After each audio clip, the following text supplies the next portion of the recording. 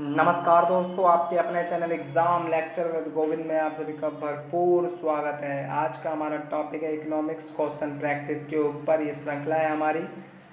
इस वीडियो में हम इकोनॉमिक्स से जुड़े कुछ सवालों को देखेंगे और उनको प्रैक्टिस यानी समझने की कोशिश करेंगे। तो चलिए शुरुआत करते हैं इस श्रृंखला की।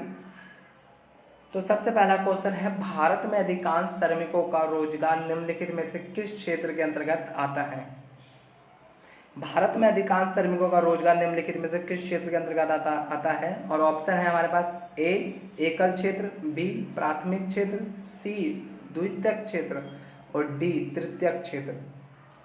और इसका सही आंसर है ऑप्शन बी प्राथमिक क्षेत्र। प्राथमिक क्षेत्र के द्वारा रोजगार के जो 60 से 65% श्रमिकों को रोजगार प्राथमिक क्षेत्र के द्वारा दिया जाता है। अगर हम बात करें प्राथमिक क्षेत्र के बारे में, तो प्राथमिक क्षेत्र के अंतर्गत क्या क्या आता है। तो प्राथमिक क्षेत्र के अंतर्गत आती है हमारी कृषि, साथ में आती है हमारी वानिकी और साथ में आती है हमारी खनन, उत्खनन और मत्स्य पालन। ये सारी क्रियाएं हमारी प्राथमिक क्षेत्र में आती है। वहीं अगर हम द्वितीयक क्षेत्र की बात करें तो उसके अंतर्गत आता है हमारा उद्योग, उद्योग के बाद आता है हमारा विनिर्माण और जल और बिजली की आपूर्ति का कार्य भी इसी के अंतर्गत आता है। अगर हम रोजगार की बात करें तो इसमें लगभग 24%, सिर्फ लगभग 24% श्रमिकों को रोजगार देता है। वहीं हम तृतीयक क्षेत्र की बात करें तो वो सेवा क्षेत्र होता है। सेवा क्षेत्र का अर्थ है बैंकिंग, चिकित्सा सेवा, ये सारी जो जितनी भी सेवाएं होती है वो सारे कार्य हमारे तृतीयक क्षेत्र के अंतर्गत आती हैं। अगला क्वेश्चन है हमारा, पूंजीवादी अर्थव्यवस्था को निम्नलिखित में से किस अन्य नाम से जाना जाता है। पूंजीवादी अर्थव्यवस्था को निम्नलिखित में से किस अन्य नाम से भी जाना जाता है। तो ऑप्शन ए हमारे पास सार्वजनिक अर्थव्यवस्था, ऑप्शन बी बाजार अर्थव्यवस्था, ऑप्शन सी मिश्रित अर्थव्यवस्था और ऑप्शन डी समाजवादी अर्थव्यवस्था। और उसका सही आंसर है ऑप्शन बी बाजार अर्थव्यवस्था। पूंजीवादी अर्थव्यवस्था क्या होती है। तो पूंजीवादी अर्थव्यवस्था के अंतर्गत सरकार का कोई रोल नहीं होता, सब कुछ निजी होता है। इसको बाजार अर्थव्यवस्था इसलिए कहते हैं क्योंकि इसमें कीमत का जो निर्धारण है वो बाजार के द्वारा ही किया जाता है। इसमें सरकार के द्वारा कुछ भी निर्धारण नहीं किया जाता। सरकार को बस अपनी आय में से कुछ भाग, जिसे हम टैक्स कहते हैं, वो अदा करना पड़ता है। उसके बाद सब कुछ बाजार ही तय कर दिया पूंजीवादी अर्थव्यवस्था के अंतर्गत। अगले क्वेश्चन के ऊपर चलते हैं।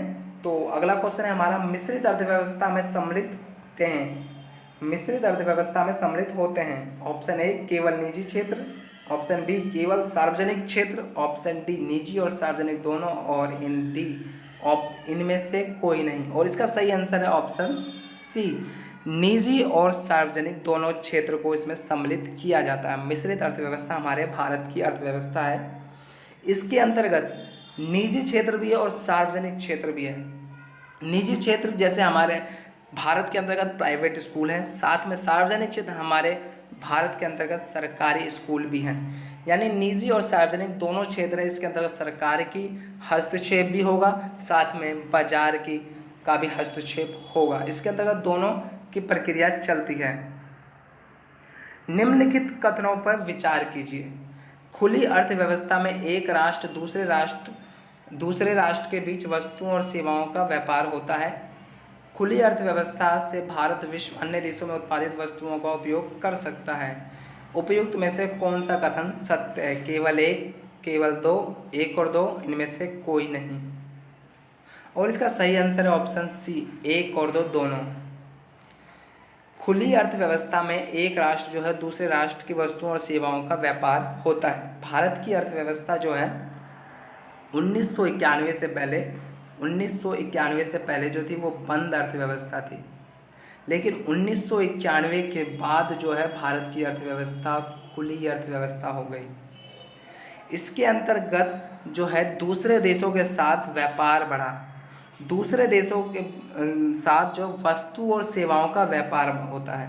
और खुली अर्थव्यवस्था में भारत विश्व के अन्य देशों में उत्पादित वस्तुओं का उपयोग कर सकता है। भारत जो है वो अन्य देशों की में उत्पादित वस्तुओं का उपयोग कर सकता है। जैसे आईफोन ले लीजिए, भारत में उपयोग करता है, भारत जो है उपयोग होता है यहाँ पे। तो इसका दोनों आंसर सही है, 1 और 2 दोनों।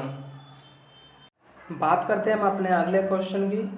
तो अगला क्वेश्चन है हमारा, नीचे दिए गए कथनों को ध्यानपूर्वक पढ़िए। भारत में लोगों की सबसे अधिक रोजगार प्राथमिक क्षेत्र के अंतर्गत होता है। दूसरा है, भारत की जीडीपी में सबसे अधिक योगदान तृतीय क्षेत्र में उत्पादित वस्तुओं और सेवाओं का है। और ऑप्शन है हमारे पास, उपयुक्त कथनों में से कौन सा कथन सत्य है पूछ रहा है। ऑप्शन है हमारे पास, ए केवल 1, बी केवल 2, सी 1 और 2 दोनों, और इनमें से कोई नहीं। तो जैसा कि हमने सबसे पहला क्वेश्चन ही देखा था कि भारत में सबसे अधिक रोजगार श्रमिकों को किससे प्राप्त होता है, तो वो है प्राथमिक क्षेत्र से। 60 और 65% रोजगार जो है प्राथमिक क्षेत्रों से मिलता है। तो पहला ऑप्शन तो बिल्कुल सही है। बात करते हैं दूसरे ऑप्शन की। तो भारत में जीडीपी में जो सबसे ज़्यादा योगदान है वो तृतीय क्षेत्र के द्वारा है, लेकिन रोजगार के अवसर नहीं है।